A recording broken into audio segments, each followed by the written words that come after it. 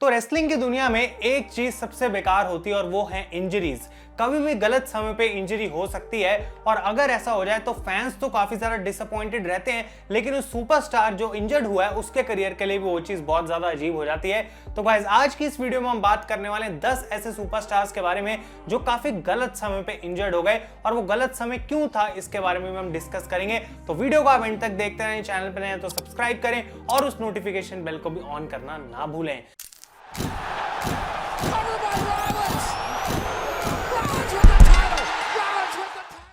तो गाइस मैं हूं आयुष और आप देख रहे हैं रेसल इंडिया। स्वागत है आपका आज की इस वीडियो में और ये होने वाली है हमारी नई टॉप 10 की वीडियो। और अगर आप चैनल पे नहीं हैं, आप नहीं जानते हैं, तो भाई 100 से भी ज्यादा वीडियोस हैं यहाँ पे हमारे चैनल पे टॉप 10 की, और उसकी प्लेलिस्ट का जो लिंक है मैं आपको दे दूंगा डिस्क्रिप्शन में। बहुत सारी नॉलेज इन्फॉर्मेशन, कुछ इंटरेस्टिंग लिस्ट है वहां पे जो कि आप जाके देख सकते हैं। काफी सारी चीजें ऐसे जानने को मिलेंगी शायद जो आप पहले से नहीं जानते होंगे।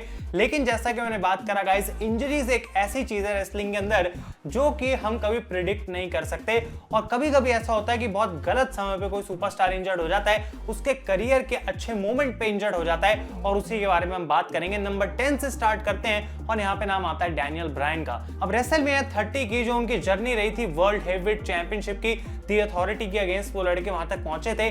माना जाता है उसको one of the best story lines in modern WWE, और उस बात से मैं डेफिनेटली एग्री करूंगा। लेकिन रेसलमेनिया में फाइनली चैंपियनशिप जीतने के बाद, the miracle on bourbon street होने के बाद, डैनियल ब्रायन गाइस 1 महीने बाद ही उनको नेक इंजरी हो गई थी, जिसकी वजह से उनको काफी देर के लिए WWE से जाना पड़ गया था। तो इतना कमाल की एक स्टोरी लाइन के बाद कोई चैंपियन बनता है तो ऑब्वियसली लोग एक्सपेक्ट करते हैं कि अब उसकी टाइटल रेन भी हमें अच्छी कमाल की देखने को मिलेगी। लेकिन इस मामले में डैनियल ब्रायन बहुत ज्यादा अनफॉर्चुनेट रहे कि उनको कभी उतनी अच्छी टाइटल रेन उस स्टोरी लाइन के बाद नहीं मिल पाई गाइस। और उसके बाद जबकि हमने उनको एज अ हील चैंपियन तो देखा काफी लंबे देर तक स्मैकडाउन के ऊपर, लेकिन वैसा फेस वाला ब्रायन उसके बाद वर्ल्ड चैंपियन बना नहीं है। तो डेफिनेटली हम चाहेंगे कि वो चीज हो, क्योंकि उस टाइम पे WWE वो नहीं कर पाई थी। अब नंबर 9 की हम बात करते हैं गाइस, तो यहाँ पे नाम आता है वेड बैरेट का, जिन्होंने बेसिकली अपनी शुरुआत करी थी मेन रोस्टर पे नेक्सस के लीडर की फॉर्म में। लेकिन at the end Nexus faction का उतना फायदा नहीं हो पाया जितना उस स्टोरी लाइन से जॉन सीना को हुआ था, और वेड बैरेट का इंडिविजुअल करियर जो है वो उतना खास आगे बढ़ नहीं पाया। लेकिन WWE जब उनको वापस लाई कुछ समय बाद एज बैड न्यूज बैरेट, तो काफी सारे लोगों को उनका वो गिमिक पसंद आया। इनफैक्ट गाइस 2014 का जो money in the bank ladder match था, वेड बैरेट उसको जीतने वाले थे, लेकिन अनफॉर्चुनेटली उनको एक शोल्डर इंजरी हो गई, जिसकी वजह से 5 महीने तक उनको बाहर रहना पड़ा, और वहां पे उनके लिए जो सारे प्लान्स थे वो कैंसिल कर दिए गए। और जब वो वापस आए भी तो वहां पे WWE के पास उनके लिए उस टाइम पे कुछ खास था नहीं, और वो एक ऐसा पुश हो सकता था जो कि वेड बैरेट को एक फाइनली उस लेवल तक लेके जाता WWE में जो कि वो डिजर्व करते थे, लेकिन वैसा कभी हो ही नहीं पाया। अब नंबर 8 की हम बात करते हैं गाइस, तो यहाँ पे नाम आता है डॉल्फ जिगलर का, और ये एक ऐसा नाम है जो कि हमेशा ही मिड कार्ड में रहता है या फिर कोई ना कोई टाइटल कभी कभी जीतता रहता है, लेकिन कभी इसको बिल्कुल टॉप तक WWE पुश नहीं करती। लेकिन एक बार ऐसा हुआ था ऑब्वियसली जब उन्होंने एल्बर्टो डेल रियो पे कैश इन करा था और वो वर्ल्ड हेवीवेट चैंपियन बन गए थे। तो एक्सट्रीम रूल्स 2013 में ये मैच शेड्यूल्ड था जैक स्वैगर और डेल रियो के अगेंस्ट। जिगलर अपना टाइटल डिफेंड करेंगे एक ट्रिपल थ्रेट मैच में, जो कि एक लैडर मैच होने वाला था। लेकिन इससे कुछ ही दिन पहले जिगलर को गाइस एक सीवियर कंकशन की इंजरी हो गई थी, और WWE को इस वजह से वो मैच पूरा पेपर व्यू से हटाना पड़ गया। 1 महीने बाद जब जिगलर वापस आए तब भी उनकी कंडीशन इतनी अच्छी नहीं थी कि वो एक चैंपियन वाला स्केड्यूल फॉलो कर सके, और इसकी वजह से उनको अपना टाइटल डेल रियो के अगेंस्ट ड्रॉप करना पड़ गया था। तो वो पॉइंट जिगलर के करियर का आई थिंक सबसे बेस्ट टाइम था जहां पे वो वर्ल्ड चैंपियन थे, और शायद वो काफी देर तक चैंपियन रह भी सकते थे। लेकिन इस अनफॉर्चुनेट इंजरी की वजह से जिगलर को ना ही सिर्फ अपना टाइटल ड्रॉप करना पड़ा, बल्कि उनका ये पुश भी वहां पे खत्म हो गया। नंबर 7 की हम बात करते हैं गाइस, तो यहाँ पे नाम आता है अलेक्सा ब्लिस का, जो कि हर समय ही WWE की विमेंस डिवीजन के टॉप पे रही हैं। अब कुछ लोग बोलते हैं कि वो डिजर्व करती हैं, कुछ बोलते हैं वो नहीं करती, लेकिन डेफिनेटली उनकी अचीवमेंट्स प्रूव करती हैं कि वो एक टॉप स्टार रह चुकी हैं। और एवोल्यूशन पेपर व्यू जो हुआ था यानी कि साल 2018 में, जो कि first ever all women's pay per view था, वहां पे अलेक्सा ब्लिस शेड्यूल्ड थी गाइस टीम अप करने के लिए मिकी जेम्स के साथ, और उनका मैच होने वाला था ट्रिश और लीटा के अगेंस्ट। तो आप ये सोच सकते हैं कि कितनी बड़ी बात थी वहां पे अलेक्सा ब्लिस के लिए कि 3 लेजेंड्स के साथ एक ही टाइम पे उनको रिंग में होने का मौका मिलने वाला था। लेकिन इस पेपर व्यू से पहले गाइस अलेक्सा का मैच हुआ था हेल इन अ सेल 2018 में रोंडा राउजी के अगेंस्ट, और यहाँ पे उनको एक कंकशन की इंजरी हो गई थी, जिसकी वजह से उनको एवोल्यूशन पेपर व्यू से बाहर कर दिया गया था। तो ना ही सिर्फ अलेक्सा ब्लिस यहाँ पे अपने ड्रीम मैच का पार्ट बन पाई, बल्कि first ever all women's pay per view का भी वो हिस्सा नहीं बन पाई। तो दो बहुत ही बड़ी डिसअपॉइंटमेंट्स एक साथ अलेक्सा ब्लिस के लिए आई, और ये इंजरी की टाइमिंग उनके लिए बिल्कुल भी सही नहीं थी, और उनको रिप्लेस करा अलीशा फॉक्स ने, जिनको WWE गाइस अब एक लेजेंड बोलने लग गई है। अगले नाम की हम बात करते हैं तो यहाँ पे आते हैं गाइस सेथ रॉलिंस, और ये है बात नवंबर 4, 2015 की। एक लाइव इवेंट चल रहा था डबलिन आयरलैंड के अंदर, जहां पे केन के अगेंस्ट लड़ते लड़ते सेथ रॉलिंस ने अपने आप को इंजर्ड कर लिया था। ये थी गाइस उनकी राइट नी की इंजरी, और इसकी वजह से उनको बाहर होना पड़ गया था काफी महीनों के लिए। अभी इंजरी तो उनकी काफी सीरियस थी गाइस, लेकिन साथ के साथ उस पॉइंट पे सेथ रॉलिंस एक बहुत ही कमाल के हील सुपरस्टार थे। मतलब वो वर्ल्ड हेवीवेट चैंपियन थे, और उनको WWE बहुत तरीके से बुक कर रही थी, बहुत बढ़िया भी दिखा रही थी, और लोग उनके अंदर इन्वेस्ट हो रहे थे। तो ये जो सारा मोमेंटम था सेथ रॉलिंस का वहां पे गायब हो गया, और उसके बाद WWE को टाइटल को अनफॉर्चुनेटली वेकेट करना पड़ा, और हमने देखा था कि किस तरीके से फिर रोमन रेंस WWE चैंपियन बन गए थे। तो गाइस जब वापस आए सेथ रॉलिंस तो वो एज अ फेस आए थे, और फिर रेसलमेनिया 31 में उनकी फ्यूड हमें देखने को मिली थी ट्रिपल एच के साथ ऑब्वियसली।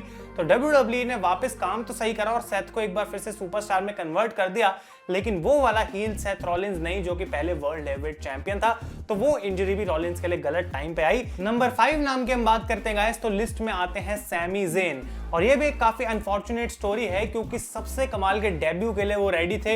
इतना अच्छा NXT रन होने के बाद फाइनली अपने होम टाउन के अंदर ब्रेट हार्ट जो है वो यहाँ पे इंट्रोड्यूस करने वाले थे सैमी ज़ेन को, और उन्होंने एक्सेप्ट करा था यहाँ पे जॉन सीना का US टाइटल ओपन चैलेंज।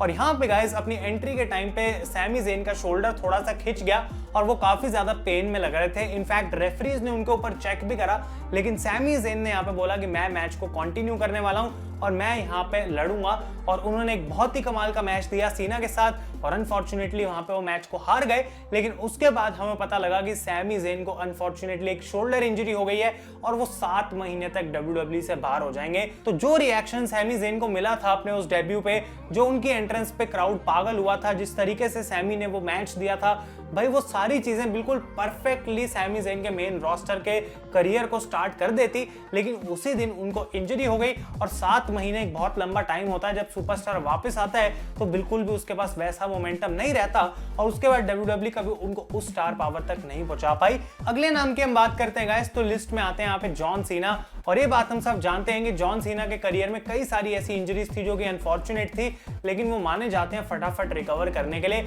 अब मैं बात कर रहा हूँ रेसलमेनिया 32 से पहले, जहां पे जॉन सीना गाइस रेडी थे to fight the Undertaker in the main event, और ये मैच WWE करने वाली थी। बिल्कुल अच्छे तरीके से प्लान हो चुका था, और वो साल WWE का बिल्कुल सही नहीं था, क्योंकि Seth Rollins, sting, Randy Orton, इतने सारे सुपरस्टार्स ऑलरेडी इंजरीज से डील कर रहे थे। लेकिन जॉन सीना की ये जो शोल्डर इंजरी यहाँ पे हुई थी, उनके लिए काफी कम टाइम था कि 3 महीने में ही वो रिकवर कर पाए और अंडरटेकर के साथ उस फ्यूड को वो स्टार्ट कर पाए। तो टेकर वर्सेस सीना का ये इतना बड़ा मैच जो सीना हमेशा से चाहते थे, वो वहां पर नहीं हो पाया। जबकि सीना रेसलमेनिया में आए थे, उन्होंने रॉक की मदद करी थी वायत फैमिली से लड़ने की, लेकिन गाइस वो मोमेंट उतनी अच्छी डेफिनेटली नहीं थी जितना कि सीना वर्सेस अंडरटेकर का एक प्रॉपर मैच होता। अब ऑब्वियसली 34 में हमें वो मैच देखने को तो मिल गया, लेकिन वो आप जानते हैं कि कहीं भी आसपास नहीं था एक काफी कमाल के मैच के, या फिर जो हम फैंस एक्सपेक्ट कर रहे थे एक जॉन सीना और अंडरटेकर मैच से। नंबर 3 नाम के हम बात करते हैं गाइस, तो यहाँ पे आते हैं मिस्टर कैनेडी, और मुझे लगता है कि ये स्टोरी तो जबकि बहुत ही ज्यादा अनफॉर्चुनेट है कैनेडी के लिए, आप लोगों को शायद सुन के हंसी आ सकती है। तो ये जीते थे money in the bank ladder match WrestleMania 23 में, और इन्होंने आके बोल दिया था कि रेसलमेनिया 24 में मैं कैश इन करूंगा, पहले से ही बता रखा था। लेकिन गाइस यहाँ पे इनको एक इंजरी हुई, और WWE को लगा कि ये टॉर्न ट्राइसेप की इंजरी है, यानी कि एक मसल इंजरी है, और लगभग 6 से 9 महीने तक वो बाहर रह सकते हैं। तो उन्होंने यहाँ पे एक एंगल करा जहाँ पे एज आते हैं, एक फ्यूड करते हैं कैनेडी के साथ, और वो मनी इन द बैंक ले लेते हैं उनसे, और कैनेडी साइडलाइंस पे चले गए। लेकिन बाद में देखने के बाद जब थोड़ी और डिटेल रिसर्च हुई उनकी इंजरी के ऊपर, तो पता लगा कि वो टॉर्न ट्राइसेप नहीं थी, एक ऐसी इंजरी थी जिससे वो 3-4 महीने बाद ही आराम से वापस आ सकते थे। तो उस पॉइंट पे मनी इन द बैंक का जो कॉन्ट्रैक्ट था कैनेडी से छीन भी लिया गया था, और जब वो वापस आए तो WWE ने कभी भी उनको उस लेवल का पुश दिया नहीं। तो उनके पास प्रॉब्ली एक अपॉर्चुनिटी थी वर्ल्ड चैंपियनशिप जीतने की रेसलमेनिया में, वो भी, और उनके पास मनी इन द बैंक भी नहीं रहा। और आप सोच सकते हैं गाइस कि कितनी अनफॉर्चुनेट बात है। अगले नाम की हम बात करते हैं गाइस, तो यहाँ पे आते हैं मुस्तफा अली। और मुझे लगता है कि आप लोग इस इंसिडेंट को डेफिनेटली याद करते हैं कि एलिमिनेशन चेंबर 2019 पेपर व्यू से पहले इनको एक पुश मिल रहा था, लेकिन रैंडी ऑर्टन से लड़ते लड़ते इनको एक आई इंजरी हो गई थी, जिसकी वजह से इनको उस पेपर व्यू से बाहर करना पड़ गया था। और वो कोई ऐसी छोटी इंजरी नहीं थी कि एक हफ्ते बाद वो वापस आ जाएं। काफी लंबे समय उनको लगा था रिकवर करने के लिए, और उनकी जगह वहां पे ले ली थी कोफी किंगस्टन ने। और उसके बाद क्या हुआ ये सब तो हम जानते ही हैं भाई। कोफी किंगस्टन का वो अमेजिंग एक्सीलेंट पुश जो ना ही सिर्फ उनको रेसलमेनिया तक लेके गया, बल्कि एक वर्ल्ड चैंपियनशिप भी उसने जितवा दी। और यहाँ पे गाइस हम ये बात शायद कभी सोच भी नहीं पाएंगे कि अगर वहां पे अली इंजर्ड ना होते तो आखिर WWE के साथ उनके प्लान्स क्या थे। क्या अली भी एक पॉइंट पे अपने करियर में एक वर्ल्ड चैंपियन बन पाते, और अगर अली चैंपियनशिप जीतते तो क्या उनकी रेन और ज्यादा अच्छी देखने को मिलती जितनी कोफी किंगस्टन के हमें देखने को मिली थी। तो वही बहुत सारे क्वेश्चंस हैं जो कि हमेशा अनआंसर्ड रह जाएंगे। लेकिन अली की जो पॉइंट था वहां पे इंजरी होने का, वो डेफिनेटली बहुत गलत था, क्योंकि वो जानते थे उनके लिए एक बड़ा पुश आने वाला है और वो उसके लिए बहुत अनफॉर्चुनेट फील कर रहे थे। और फाइनली गाइस हम बात करते हैं नंबर 1 नाम की, और ये शायद मेरे हिसाब से सबसे ज्यादा अनफॉर्चुनेट चीज थी जब फिन बैलर इंजर्ड हो गए थे गाइस साल 2016 में। अब वो आए मेन रोस्टर के ऊपर, कमाल की उनकी परफॉर्मेंस थी NXT में, और वहां पे जैसे ही वो आए तो उनको पुश दिया गया पहले ही दिन से। रोमन रेंस को फिन बैलर ने हरा दिया और सेथ रॉलिंस के अगेंस्ट एक मैच अर्न करा at SummerSlam for the first ever universal championship. और यहाँ पे गाइस इतना कमाल का मैच इन्होंने दिया, फिन बैलर मैच को जीत के बन गए the first ever universal champion, यानी कि विंस मैकमैन, ट्रिपल एच, यानी कि सारी WWE का क्रिएटिव उनको बैक कर रहा था। लेकिन इस मैच के दौरान सेथ रॉलिंस ने एक मूव किया था फिन बैलर के ऊपर गाइस, जो कि एक बैरिकेड में पावर बॉम्ब था, और उस मूव के चलते वहां पे फिन बैलर इंजर्ड हो गए थे। और अगले ही दिन मंडे नाइट रॉ पे आके उन्होंने इस बात को रिवील करा कि उनका शोल्डर अब इंजर्ड हो चुका है और उनको यूनिवर्सल चैंपियनशिप को रिलिंक्विश करना पड़ेगा। और उस इंजरी के बाद से लेके अब तक फिन बैलर मेन रोस्टर पे कोई भी मेजर टाइटल नहीं जीत पाए हैं। तो ये चीज बहुत ही ज्यादा अनफॉर्चुनेट थी फिन बैलर के लिए, क्योंकि उस पॉइंट पे गाइस बहुत कम सुपरस्टार के साथ ऐसा हो रहा था कि NXT से आते ही उनको वर्ल्ड चैंपियनशिप दे दी गई। तो फिन बैलर मेरे हिसाब से इस लिस्ट में सबसे अनलकी माने जाएंगे, और मुझे लगता है कि मैंने कई सारे ऐसे इंस्टेंसेस मिस भी किए होंगे। तो आप लोग मुझे कमेंट्स में बताएं ताकि इस लिस्ट में हम और भी चीजें ऐड कर सकें। अगर आपको वीडियो पसंद आई है लाइक करें, और ऐसी वीडियोस देखना चाहते हैं तो चैनल को सब्सक्राइब भी कर लें। Thank you so much for watching. मैं हूं आयुष और आप देख रहे हैं रेसल इंडिया।